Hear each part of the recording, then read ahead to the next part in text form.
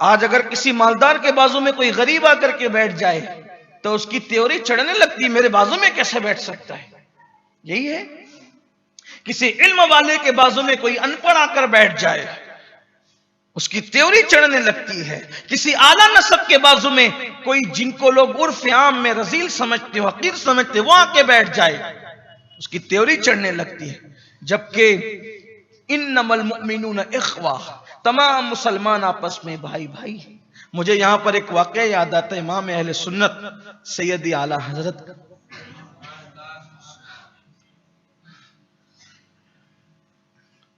ایک سیٹ صاحب آپ کے یہاں آتے تھے، امام اہل سنت کے ساتھ چارپائی میں بیٹھے ہوئے تھے، وہ خود بیان فرماتے ہیں ایک حجام آیا جو امام اہل سنت کی حجامت کرتا تھا، تو اس حجام کو دیکھ کر کے ان کی تیوری بدل گئی۔ امام نے دیکھا، سمجھ گئے بڑا گھمنڈی ہے سیٹ۔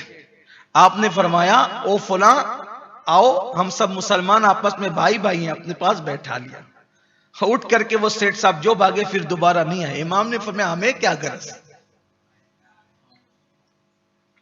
یہاں تو چپل سینے والا موچی ہو، حجامت کرنے والا حجام ہو، کپڑے دھلنے والا دھوبی ہو، اگر مسلمان ہے تو ہم اس کو اپنے برابر میں بٹھاتے۔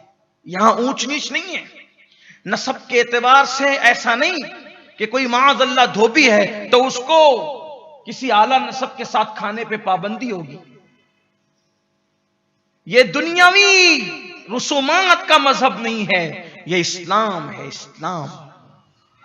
اسلام نے کالے کو گورے سے، گورے کو کالے سے برابر برابر کھڑا کر دیا، چھوٹے سے بڑے کو، بڑے سے چھوٹے کو، کوئی اعلیٰ نہیں، کوئی ادنا نہیں، کسی عربی کو کسی عجمی پر، کسی عجمی کو کسی عربی پر، عربیت اور عجمیت کی بنیاد پہ کوئی فضیلت نہیں ہے۔ اگر فضیلت ہے تو ایک ہی وجہ سے ہے، ان اکرمکم عند اللہ اتقاکم، جو اللہ کے نزدیک سب سے زیادہ عزت والا وہی ہے جو اللہ سے سب سے زیادہ ڈرنے والا ہے۔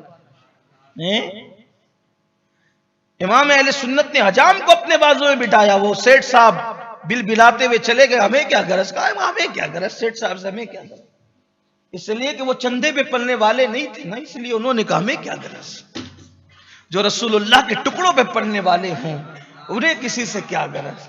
کون دیتا ہے، دینے کو منہ چاہیے، دینے والا ہے سچا ہمارا نبی، ہم نے تو بانٹ دیا ہے، لوگوں کو تقسیم کر دیا۔ غریب اور امیر میں جنازے بھی تقسیم ہوئے، غریب اور امیر میں بیماریاں بھی تقسیم ہوئی، غریب اور امیر میں شادیاں بھی تقسیم ہوئی۔ دیکھو غریبوں کے یہاں کے کارڈ آتے کتنے لوگ جاتے ہیں، اور امیروں کے یہاں آتے تو کتنے لوگ جاتے ہیں۔ غریبوں کے یہاں کی میتیں ہوتی تو کتنے جاتے ہیں، امیروں کے یہاں ہوتی تو کتنے جاتے ہیں۔ غریبوں کے یہاں کی دعوت میں کتنے جاتے ہیں، امیروں کے یہاں کی دعوت میں کتنے جاتے ہیں۔ یہ سب گھمنڈ ہی گھمنڈ ہے، کچھ نہیں ہے۔ تیسرے آسمان سے عمل پھینکے جاتے ہیں، منہ پہ مارے جاتے ہیں، کوئی عمل قبول نہیں ہوتی۔ انکساری والوں کے قبول ہوتے، عاجزی والوں کے قبول۔ دیکھ رہے ہیں ایک نیکی کو کس قدر منزل سے گزارا جاتا ہے، آپ کیا سمجھتے ہیں، ہم کیا سمجھتے ہیں؟ دیکھو یہ حدیث لرزا رہی ہے، اسی لیے تو معاذ بن جبل حدیث کے یاد آنے پہ یوں ہی تھوڑی روئے تھے اتنا۔ اس لیے گھمنڈ نکال دو، تکبر نکال دو۔ آج کسی کو اگر اللہ دولت دے، عزت دے، یار وہ مصافحہ بھی کسی سے کرنا پسند نہیں کرتے۔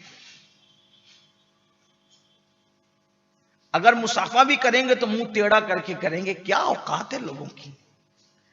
اور وہ نبی جس کی رضا خدا چاہے، جب کوئی ان کے ہاتھ میں ہاتھ دیتا تھا تو اس وقت تک میرے نبی اس سے ہاتھ نہیں چھڑاتے تھے جب تک کہ وہ خود ہاتھ نہیں چھوڑ دیتا تھا۔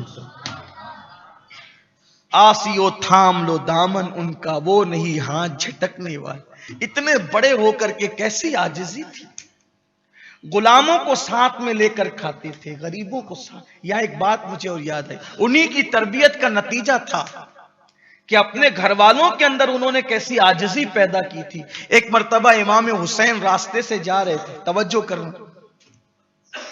امام حسین علی جدی والد السلام راستے سے جا رہے تھے تو دیکھا کہ راستے میں بیٹھ کر کچھ غریب لوگ کھانا کھا رہے ہیں، غریب لوگ، فقیر لوگ۔ وہ کہتے ہیں امام آؤ نا ہمارے ساتھ کھاؤ نا.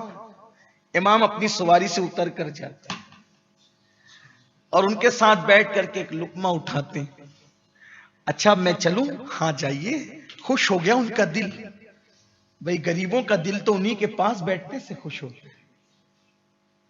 ان کا دل خوش ہو گیا. امام نکلے. اللہ تیرا شکر ہے کہ تو تکبر کرنے والوں کو پسند نہیں کرتا اور میرے اندر تکبر نہیں.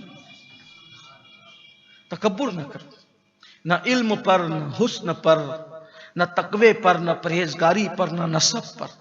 اس لیے کہ ہمیں کیا، ہم امام غزالی فرماتے ہیں کہ میرے استاد کے سامنے ایک بندہ چل رہا تھا بڑے گھمنڈ اور تکبر سے. کچھ لوگ چلتے ہیں ان کے چلنے کا انداز بھی تکبر والا. حالانکہ قرآن کہتا ہے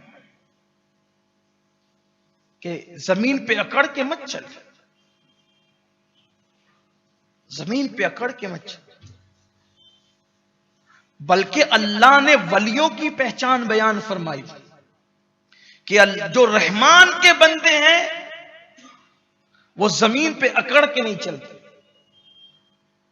رحمان کے بندوں کی پہچان ہے کہ وہ زمین پہ اکڑ کے نہیں چلتے. وہ اکڑ کے چل رہا تھا.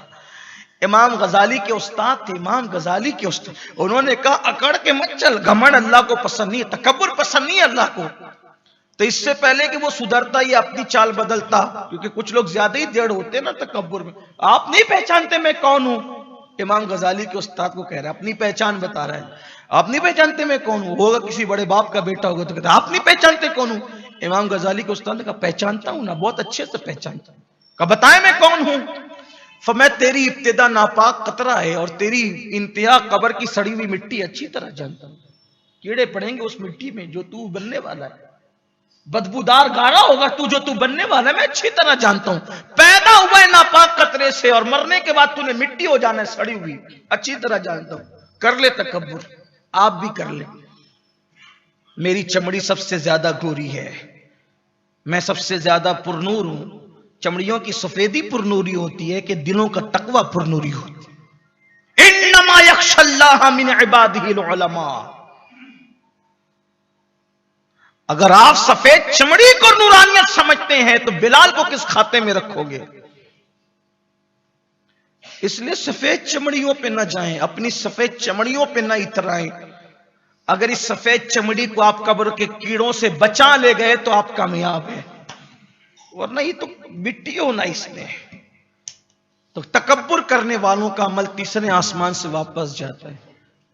اسی لیے بڑی باتیں بھی نہ کیا کرو. کچھ لوگوں کو بڑی باتیں کرنے کا بڑا شوق ہے.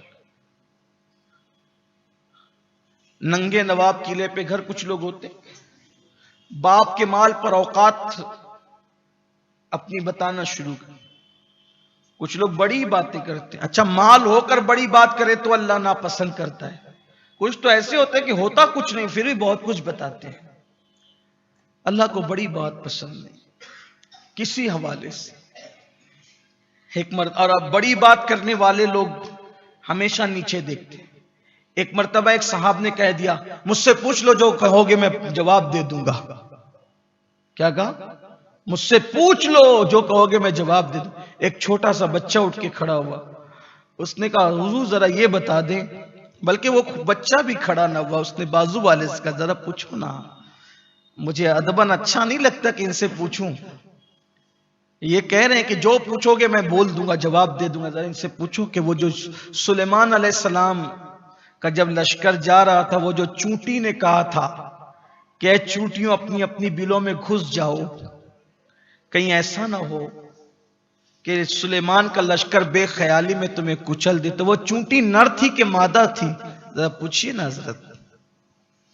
جب انہوں نے پوچھا تو اچھے انسان تھے، بزرگ تھے، زبان سے نکل گئی بات بڑی کہ تھے بزرگ. فوراً احساس ہوا انی تبت الیک، مولا میں تیری طرف رجوع لایا. کہا لیکن یہ سوال کیا کس نے؟ آپ نے تو نہیں کیا، آپ وہ شخصیت نہیں ہے، کسی اور نے کیا. ہاں کون کیا ہوگا؟ یہ بچہ پوچھ رہا ہے. کہا سوال اس کو پتہ ہے تو جواب بھی پتہ ہوگا. بچے کھڑے ہو بول. میں نہیں جانتا، تو ہی بتا کہ وہ نر تھی کہ مادہ تھی. مجھے نہیں پتا. دیکھو احساس ہوا. اس ننھے سے بچے نے جس کی عمر 4 یا 5 سال کی تھی، اس نے کہا حضرت وہ مادہ تھی، نر نہیں تھی، وہ مادہ تھی۔ وہ کہا بیٹا جب وہ مادہ تھی تو اس کا ثبوت کیا ہے؟ تو کہا عربی زبان میں مذکر کے لیے قالا آتا ہے اور مؤنث کے لیے قالت آتا ہے، تو قرآن نے وہاں قالت نملتو کہا نا، اس لیے وہ مؤنث تھا۔ وہ 5 سال یا 4 سال کا بچہ کون تھا اس کو بھی معلوم کر لیں، اسی کو امام اعظم ابو حنیفہ کہتے ہیں۔ 4-5 سال کی عمر میں قرآن پر جس کی نظر کا یہ عالم ہو، وہ ہم سنیوں کا، ہم حنفیوں کا امام اعظم ابو حنیفہ۔ کہنے کا مطلب ہے کسی معاملے میں بڑی بات نہ کی، اللہ کو بڑی بات پسند ہے۔